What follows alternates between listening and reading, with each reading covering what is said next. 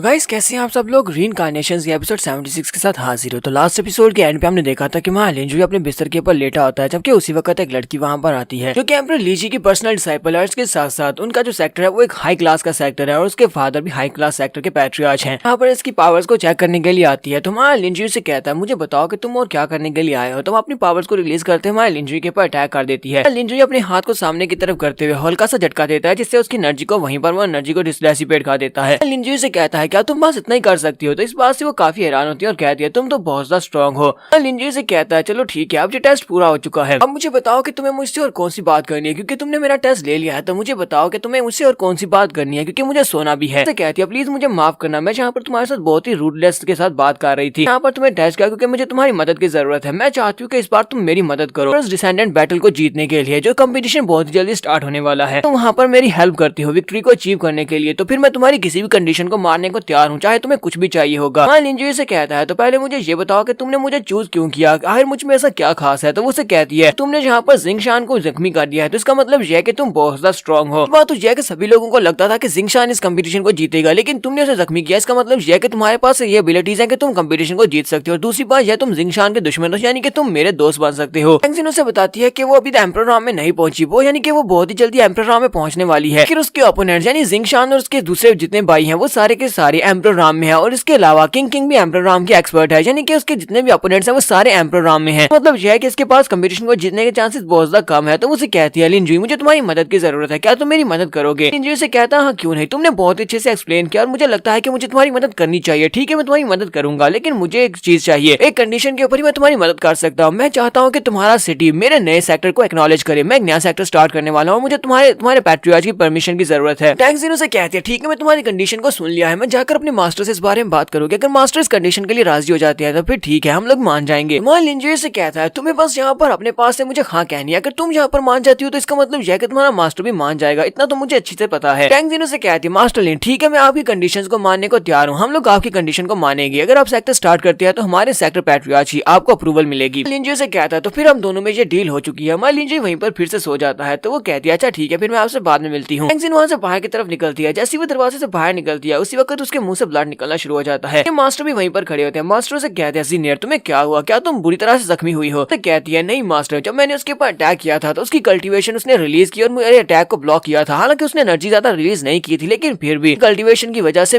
मुझे एक बैकलैश हुई है, जिसकी वजह से मैं इंटरनली इंजर हुई हूँ। मैं इससे पहले इतने किसी पावरफुल इंसान के साथ कभी भी नहीं मिली। सिर्फ ट्रांसेंडेंट राम में है, लेकिन फिर भी ये इतना ज्यादा पावरफुल है कि इसके पास बहुत सारी टेरिफाइंग एबिलिटीज हैं, किसी को भी बड़ी आसानी से हरा सकता है। तो उसके मास्टर से कहते हैं तो इसका मतलब यह है कि आज मॉर्निंग में जब मैंने इसको देखा था मेरी आंखों ने मुझे धोखा नहीं दिया, मैंने बिल्कुल सही इंसान को चूज किया। अब मुझे ये बताओ क्या वो हमारी कंडीशंस के लिए माना या नहीं, क्या वो हमारी मदद करेगा या नहीं। टेंगजिन उसे कहती है हाँ मास्टर उसने हमारी मदद करने का वादा किया है, लेकिन उसकी एक कंडीशन थी। उसने कहा कि हमारे सेक्टर को, क्योंकि हमारा सेक्टर हाई क्लास का सेक्टर है, हमारा सेक्टर उसके नए सेक्टर को अप्रूवल दे। तो टेंगजिन के मास्टर से कहते हैं तो ये लड़का तो वाकई में बहुत ज्यादा एम्बिशियस है, ये यहाँ पर एक नया सेक्टर स्टार्ट करना चाहता है। तो ठीक है हम लोग उसकी कंडीशन को मान लेंगे, मैं उसकी कंडीशन मानने को तैयार हूँ, मैं उसके सेक्टर को सपोर्ट करूंगा। टेंगजिन अपने मास्टर से कहती है मास्टर उसने ये भी गैस किया था, उसने कहा था कि अगर मैं वहाँ पर इस कंडीशन के लिए हाँ कह देती हूँ तो मेरे मास्टर भी कंडीशन के लिए हाँ कह देंगे। बस सुनने के बाद उसके मास्टर चिल्लाकर उसे कहते हैं लड़का कुछ ज्यादा ही एरोगेंट है, उसे क्या लगता है कि यहाँ पर सब कुछ उसके मुताबिक चलेगा, जो वो चाहता है उसे सब कुछ मिलेगा। फिर साथ ही मास्टर टेंगजिन से कहते हैं मेरी एक बात को हमेशा याद रखना, इस लड़की को साथ कभी पंगा मत लेना, यानी कि जिससे तुम्हारा दुश्मन मत बनने देना, वरना हम सभी लोग मारे जाएंगे। टेंगजिन उसे कहती है ठीक है मास्टर मैं इस बात को याद रखूंगी। नेक्स्ट सीन फिर से मैं कमरे के अंदर का दिखाया जाता है। हमारा लिंजुई अपने बिस्तर पर लेटा होता है तो दरवाजे पे नॉक होती है। वो कहता है ठीक है अंदर आ जाओ। वाइन गार्डेस होती है, वाइन गार्डेस अंदर आती है और उसे कहती है मुझे लगा कि यहाँ पर अभी अभी कोई आया है जिसने तुम्हारे पास अटैक किया होगा, कोई तुम्हारे पास स्नीक अटैक कर रहा है। जब मैंने देखा वो तो एक खूबसूरत सी लड़की थी जो खुद ब खुद तुम्हारे पास चली आई थी, लगता है कि तुम यहाँ पर मजे कर रहे थे, वो लड़की तुम्हें खुद को ऑफर करने के लिए आई होगी। लिंजुई से कहती है अब मुझे ये बताओ कि वो लड़की कौन थी, क्या वो तुम्हारी कोई पुरानी दोस्त थी। लिंजुई से कहता है वो टेंगजिन थी, city of 9 glorious seal dragon से। एक ऐसी लड़की थी जिसको हम लोग बहुत ही अच्छे से इस्तेमाल कर सकते हैं, यानी कि वो हमारी बहुत ज्यादा हेल्प करने वाली है। कहीं ऐसा तो नहीं है कि तुम इस बात से बहुत ज्यादा जेलस हो रही हो। वाइन गार्ड से कहती है मैं यहाँ पर इस बात से जेलस क्यों होंगी, तुमने कहा कि वो तुम्हारे काम की है तो इसका मतलब यह है कि मैं तुम्हारे किसी भी काम की नहीं हूँ। वो से कहता है तुम्हें किसने कह दिया कि तुम मेरे काम की नहीं हो, फिलहाल तुम मेरे लिए बहुत ज्यादा मेरे काम की हो। बर्तार जाकर उसको उठा लेता और कहता है चलो मेरे साथ आओ। वाइन गार्ड से कहती है ये तुम क्या कर रहे हो, तो हम दोनों तो ब्रदर एंड सिस्टर है, हम दोनों ऐसा बिल्कुल भी नहीं कर सकते। और साथ ही बहुत सा शर्मा रही होती है। लिंजुई से कहता है हाँ मुझे अच्छे से पता है कि हम दोनों क्या है। वो उसे उठाकर जाकर बिस्तर के ऊपर लिटाता है, साथ ही उसके साथ चिपक जाता है और उसे कहता है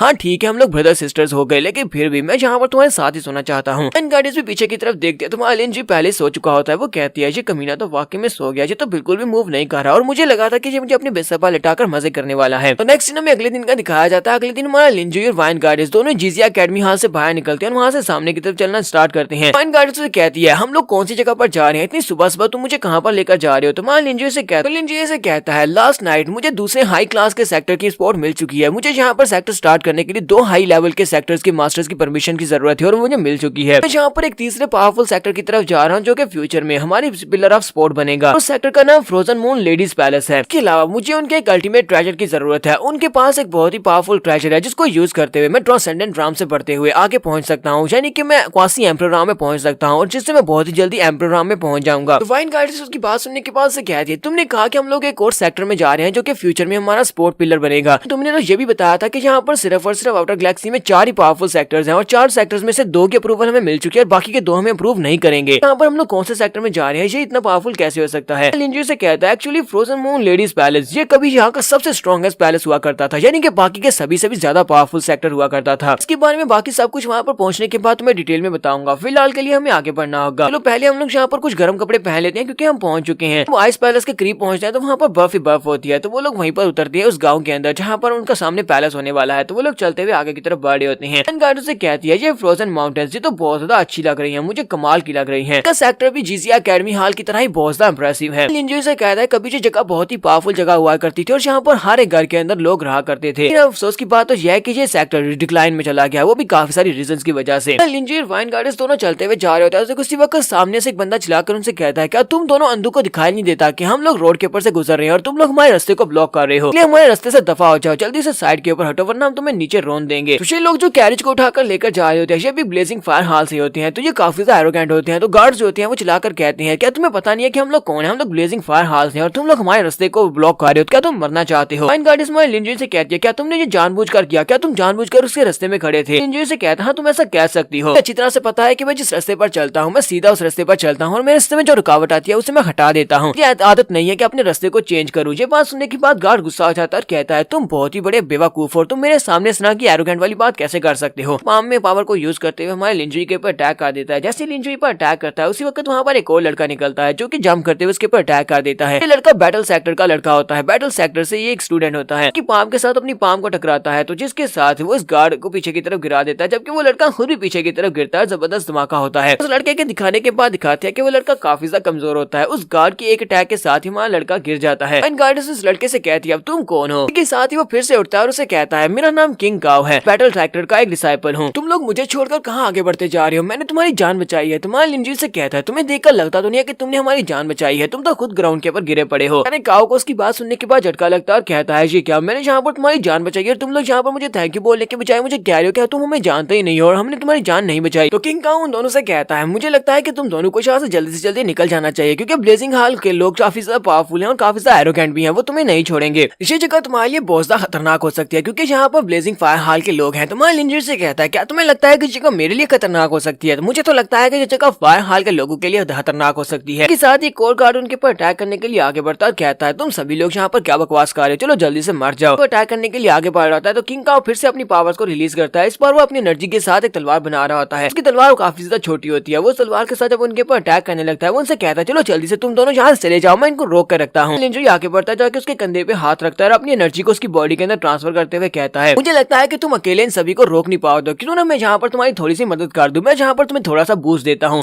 लिंजर उसके कंधे पर हाथ रखता है तो उसकी जो छोटी सी तलवार होती है वो साइज में काफी ज्यादा बड़ी हो जाती है और तलवार बड़ी स्पीड से आगे जाती है। सामने उसके जो गार्ड होता है उसकी बॉडी कट जाती है, तलवार उड़ती हुई सीधी पीछे जाती है। तो वहाँ पर जितने गार्ड होते हैं कि अटैक के साथ मर जाते हैं। कि उस कैरेज के अंदर जो मोटा बंदा बैठा होता है वो बाहर निकलता है और कहता है तुम सभी लोग बेवकूफ यहाँ पर कर क्या रहे हो, क्या तुम एक छोटे से मसले को हल नहीं कर सकते। वो तलवार आकर उसके कैरेज के पास लगती है, बेचारा बहुत ज्यादा घबरा जाता है, जोर जोर से चिल्लाना शुरू कर देता है। वहाँ पर जो बाकी देखने वाले लोग होते हैं वो सभी लोग बहुत ज्यादा हैरान हो रहे होते हैं और कहते हैं ये लड़का तो बैटल सेक्टर के होली सांस में से एक है। सेक्टर के 7 होली सांस है, उनमें से ये भी एक है। क्या वाकई में बैटल सांस के 7 होली सांस इतने ज्यादा पावरफुल है जितना ये पावरफुल है। उसने देखा उसने सिर्फ और सिर्फ सिंगल अटैक में बहुत सारे गार्ड्स को मार डाला है। काओ इस बात से काफी ज्यादा खुश होता है। तो काओ लिंजी से पूछता है सर क्या आपने अभी अपनी फेरोशियस की को मेरी बॉडी के अंदर एंटर किया था। हमारे लिंजी से कहता हाँ मैंने एंटर किया था। तो वाइन गार्डियन से कहती है अब सिर्फ और सिर्फ वो कैरेज बची है और कैरेज के अंदर वो बंदा बचा है। लिंजी से कहता है चलो जल्दी से उस कैरेज को डिस्ट्रॉय कर दो, उसके अंदर जो बंदा उसको मार दो और उसके बाद हम लोग यहाँ से निकलते हैं। कैरेज वाला बंदा जोर जोर से चला रहा था और कहता है प्लीज मुझे मुझे छोड़ दो, तुम लोग अब इतने भी जालिम नहीं हो, मुझे मत मारो, मुझे जाने दो। काओ लिंजुई से कहता है क्यों ना हम लोग फिलहाल के लिए इस बंदे को छोड़ देते हैं, क्यों ना हम लोग इसके ऊपर एहसान करें, इसको जिंदा छोड़ देते हैं, क्योंकि मुझे नहीं लगता कि इसको मारना ठीक ऑप्शन होगा। लिंजुई से कहता है मुझे नहीं पता था कि सर आप इतने ज्यादा पावरफुल है, अगर मुझे पता होता कि मैं कभी भी आप दोनों के बीच में यहाँ पर आकर आपको बचाने की कोशिश नहीं करता। जैसे कहता है अच्छा ठीक है कोई बात नहीं, चलो आगे बढ़ते हैं। पर हम लोग अपनी एपिसोड 76 का एंड करेंगे, तो नेक्स्ट एपिसोड में देखेंगे हमारा लिंजुई यहाँ पर आइस मून पैलेस वाले के लोगों को कैसे मिलाने वाला है। एपिसोड की एक्सप्लेनेशन अच्छी लगी हो तो कमेंट करके जरूर बताइएगा। चैनल को सब्सक्राइब कर दे, वीडियो को लाइक और शेयर कर दें। शुक्रिया।